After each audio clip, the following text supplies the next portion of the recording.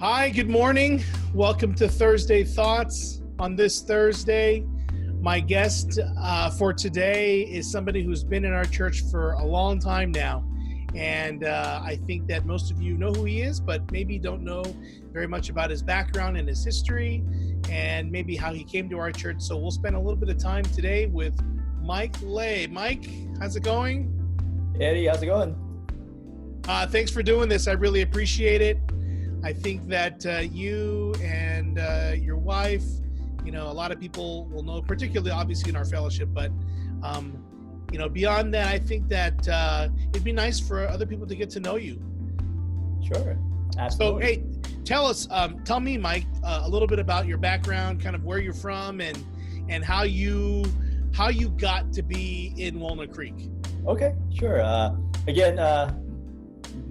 Michael Lay, last name's Lay. It's like the flower from Hawaii.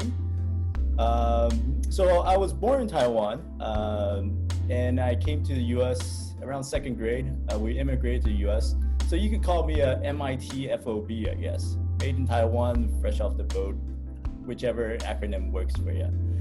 So we immigrated to the U.S., actually out in Pennsylvania. So if you're ever out there, I live near the Amish country, probably one of few Asians that were in the neighborhood. Did you see the horse and buggy out there? Yes, we do see the horse. Really? Okay. All right. Yeah. When I grew up, it was a lot like Stand By Me, if anybody has watched that movie before. But, in the summer times, I just go with a couple of my buddies and we go play in the river. That's the sort of thing I grew up with. But I grew up in Pennsylvania, went to school in Pennsylvania, and then went to graduate school in Virginia. Afterwards, I immigrated out to the West Coast because my mom was pretty much done with the frozen coldness, frozen ground and ice. So she suggested that the kids move out west. So I moved out to San Diego first. And when you moved out, did you move out with your family or did you go by yourself? No, actually, my sister moved out first to the Bay Area. Then my parents followed suit.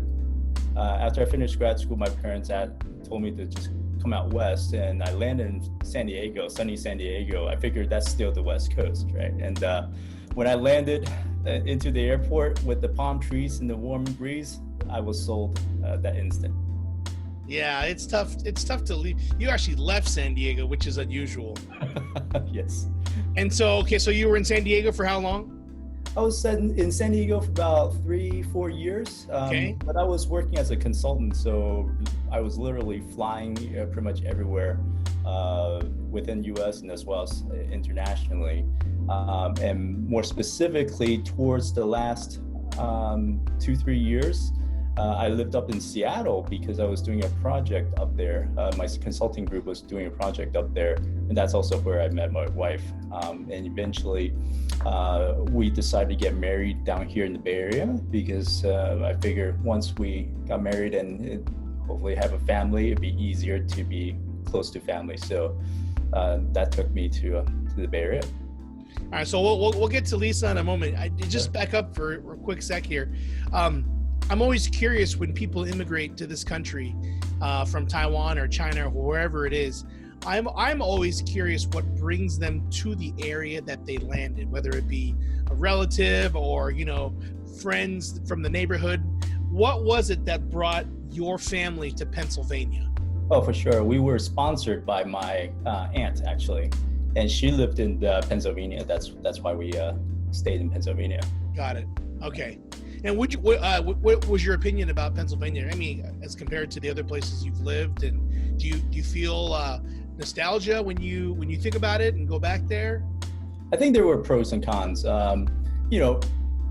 Having not stepped outside of Taiwan at all, my first plane trip was basically to come to the U.S. I didn't have any expectations. We did a crash course in English language for, I think, 2 months. I knew how to say my name and how to say bathroom. Did you pick your own name or someone pick it for you? My aunt actually picked my name. She Okay. liked Michael Jackson, and I was Michael. Michael Jackson. Unfortunately, I can't do it in the movie. I see the resemblance actually now. Okay, that's terrible. We don't want to talk about him, but okay, Michael Jackson. All right, you could have been Jackson Lay. Yes, actually, my first option was David, but somebody else in my class already picked David, so I defaulted to Michael. Okay. Okay, and so you said that it was a mixed bag when you were there in Pennsylvania. Yeah, it was a mixed bag because one, we were in a place where there were hardly any Asians, right? And so that was quite a shock to the system when you've grown up with, basically, Chinese people around you. So it was tough. It was tough from a language perspective. It was tough from my family.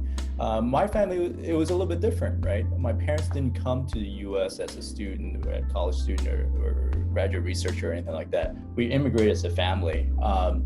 My dad was in the Navy before, and then he was an engineer on the Merchant Marine. But when we came to U.S., because of the English levels and so forth, he had to do different type of jobs, right? And my mom was a teacher in Taiwan. Well, what are you gonna teach in the U.S.? So growing up in the U.S. and Pennsylvania was, I think to me, was quite difficult.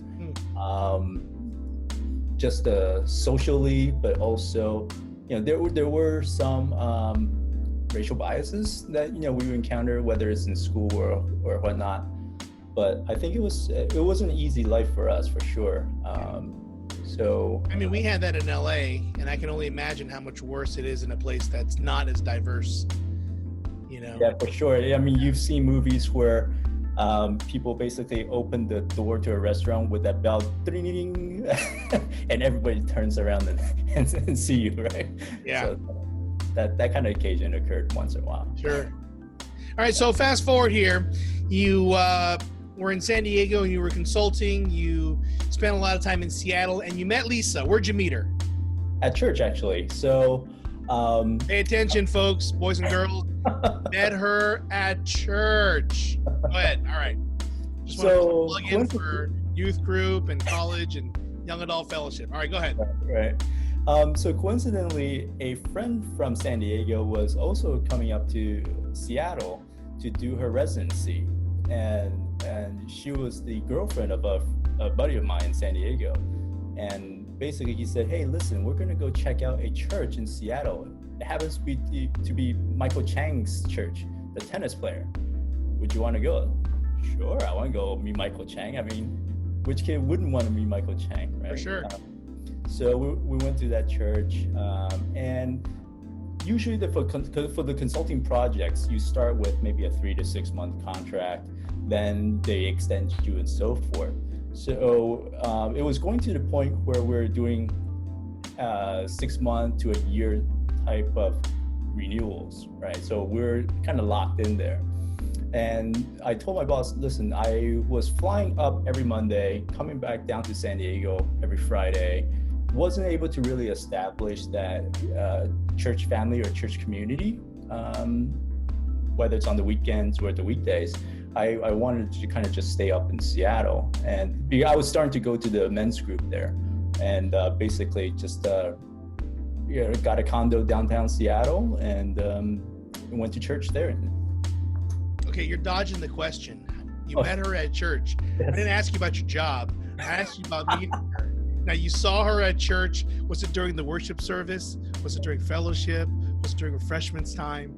Yes, my wife's been watching a lot of these Chinese soap operas, so it wasn't one of those wink, wink, in one moment, it was it. No, we just got to know each other through the fellowship, and it was actually kind of funny. She was coming down to San Diego. She has an older sister with kids in San Diego, and she was coming down to San Diego to watch her cousins for her sister. And a friend of mine said, hey, listen, that's in the fellowship, said, listen, Lisa's going to be down in San Diego. Why don't you give her a ping, see if she wants to hang out or whatnot. And I said, sure. Not really expecting anything because she had already flown down and I was on my way Friday evening to take my flight. Not really expecting a response in email. And again, this is not the days of where your phone is a Sure. smartphone, right? This is a Nokia text message kind of phone days. You had text message at that time. Well, I was an early adopter to the Okay, BlackBerry. I was gonna say that's pretty high tech back in those days. Yeah, so, and then I had the BlackBerry and so forth. So, And we had to count our minutes back then. Oh. You couldn't exceed a certain number of minutes. yes, and text messaging wasn't free. Yeah, it was very expensive. Yep. So I emailed her, not expecting anything, and then she actually called me the next day. It's like, hey, this is Lisa. Do you remember me? Oh yeah, sure. Oh, so you mentioned that you would be happy to show me around. What would you like to do? So Now, have you asked her since then? Was she into you at that time? Did she already have her eye on you as well? she'll say that, you know, she probably thought I was cute, but you know, didn't really. Would she really say that? I need to ask her myself. I'm pretty sure. Okay, so you guys, how my nose a little bit. how long did you guys date? So we dated it for about 3.5 years. Okay, all right. And you got married here in the Bay Area? We did. Actually, because I was up in Seattle, I was working for T-Mobile. We were doing a consulting project for T-Mobile. They actually bought the California network from Singular at the time. And they were setting up the West Regional Office. So basically, it would manage all the markets west of Texas, so about 17 markets or something. They say, hey, Michael, we'd love to have you come down here, help set up the office, set up the organization there for us. And this was in Concord. And I said, oh, yeah, sure. You know, that pulls me back to closer to family. And by that time, I already had some thoughts that, you know, I would probably propose to Lisa. Yeah. But this is, you know, I moved down prior to proposing to her. So. And when were you guys married? 2005. Okay, and when did you come to CCGC? Oh, probably a year and a half or 2 years after that. Okay, so maybe 07. Yeah, no later than 07, I would think. Yeah, right around the time, coincidentally, you guys just celebrated Anderson, your son's 13th birthday. Yes. And I want to say that he was probably born in our church. Does that sound right to you? Yes, he was. Yes. Okay, so at least 13 years. Yes. Okay. At least 13 years, yes. So I would say probably a little before then. Okay, 06, 07, right around that time. Yeah. Okay, so maybe shortly after you guys got married. Yes. We were actually in Panola at the time, and we searched for the local churches for a little while. Yeah. But really couldn't find a place where we can find that sense of community with peers in our relative age range.